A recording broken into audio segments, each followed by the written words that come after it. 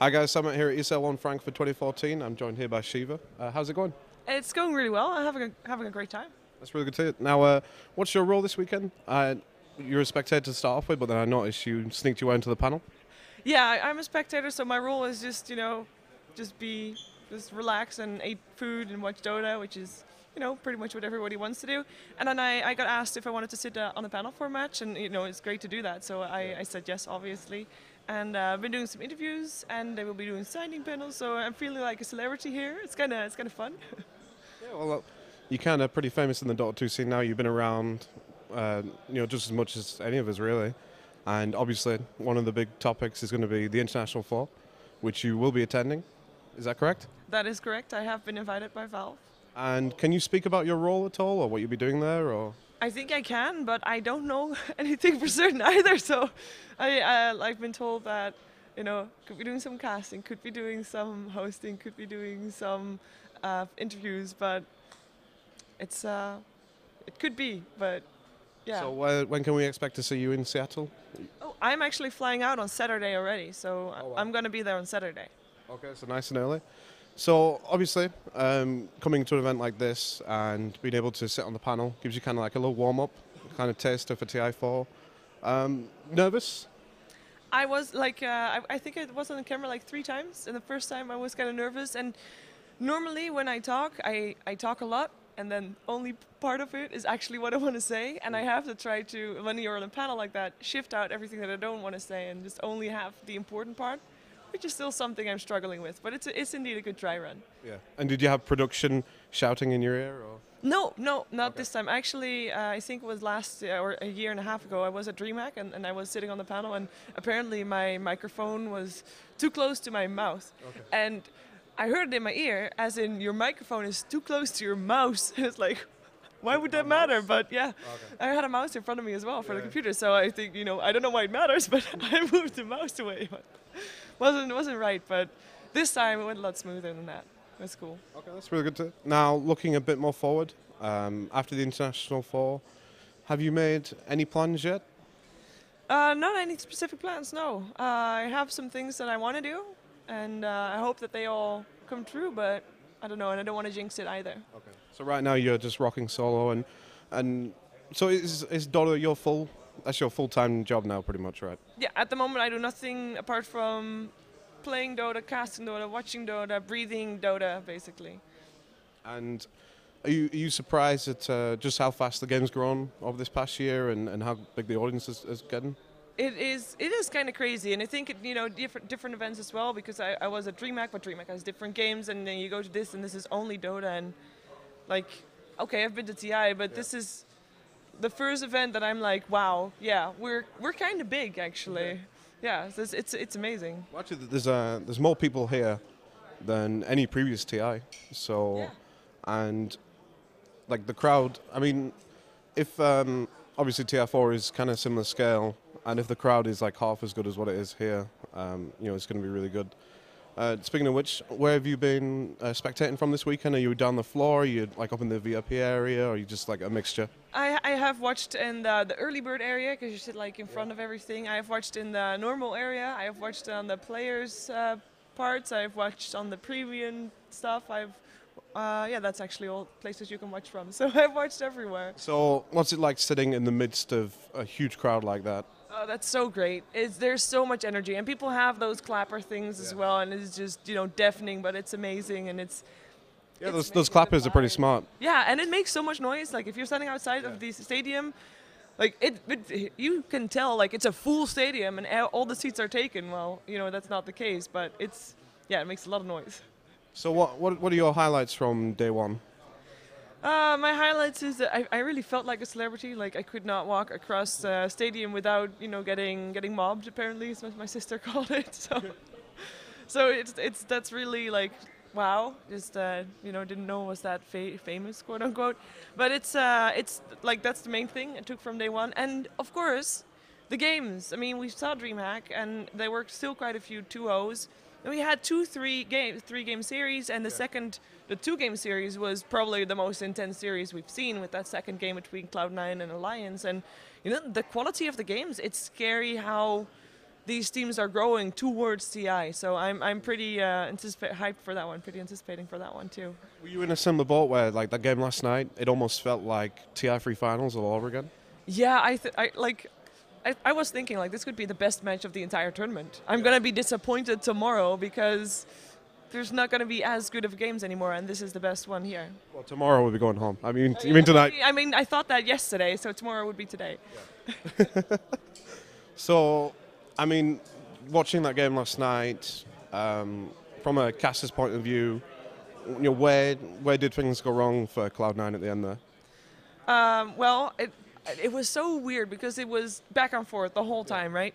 And it was just very little things, and I think both teams just played it well. I think that Cloud9 already played from a bit of a deficit, and they didn't have the IO and they didn't have the Nature's Prophet. So that is the thing, like, okay, you know what? They're both equally skilled teams, I find. They're very good, and then you've got yourself two players on heroes that they are known for. EGM, IO, Nature's Prophet, Bulldog. Ask anybody, those are, or at least for Nature's Prophet, Bulldog is the Nature's Prophet player in the whole world. So they had that edge. I think that definitely caught them the game. And Cloud9, they had to try stuff. They had to try and make things happen, and they did. And unfortunately, it didn't work out, but it was the best that they could play against that lineup, I think. Yeah. And do you think this alliance is kind of reminiscent of TI3 alliance? They're kind of really getting in the groove now, and almost at a perfect time. Yeah, I think they weren't as dominating before this TI as they were before previous TI, but they are really scary right now. So I'm hoping for the rest to also catch up. I was actually hoping for this tournament for Navi to show that they were also we're back in shape. Unfortunately, EG just a little bit more in shape apparently, but it's yeah, all the teams are scary good. It's a lot more even than last year, that's for sure. Yeah, I completely agree. And I'm actually a bit. Are you worried about Navi and this new format for TI4, the group stage? Slightly. It seems like people know how to deal with the aggression because they're not the only ones anymore that play such high aggression and yet coordinated Dota. It seems that everybody can play that kind of game, and Navi, I don't know, they just seem rusty. Can't play their own game as well as they did before. Are you able to watch as much Eastern Dota as Western Dota? I try, but I not always because I have my own company-ish, so I have to stream sometimes, and if I have to choose, I stream like in the mornings until late afternoon, and then I watch Dota from rest onwards. So depends on what games they're on. Also, sometimes I just not stream because I want to watch all the games, but I try to watch as much Eastern Dota, but it's not as much. Okay. Now, for yourself, it's kind of it's a bit more unique because as a caster, you kind of you carried your own way through and made something of yourself.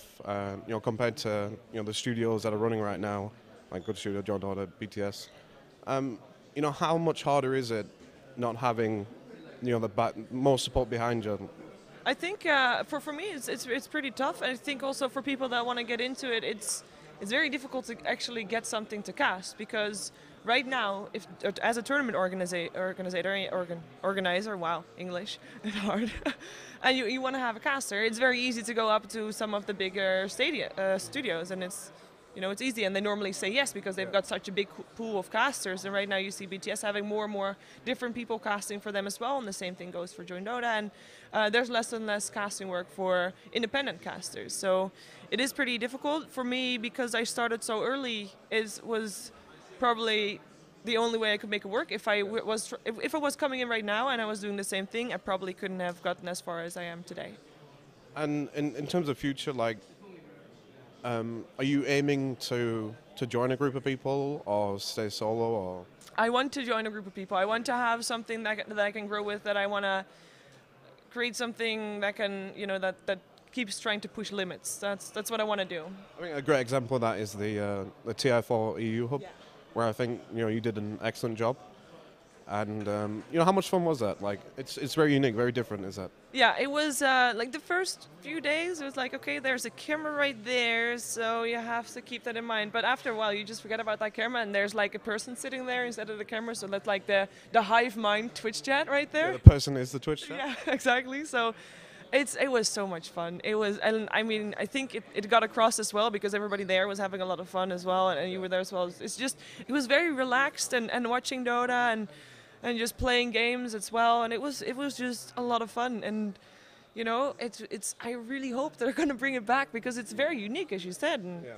what other situation can you actually come up with that something like that would be a viable thing to do for a while? Do you think we'll see more type of content like that in the future, where you like, you know, bringing a new angle to it? That's kind of like a lot of people say it's like a Big Brother kind of angle. I hope so because it was a lot of fun to do, and I think a lot of fun to watch as well.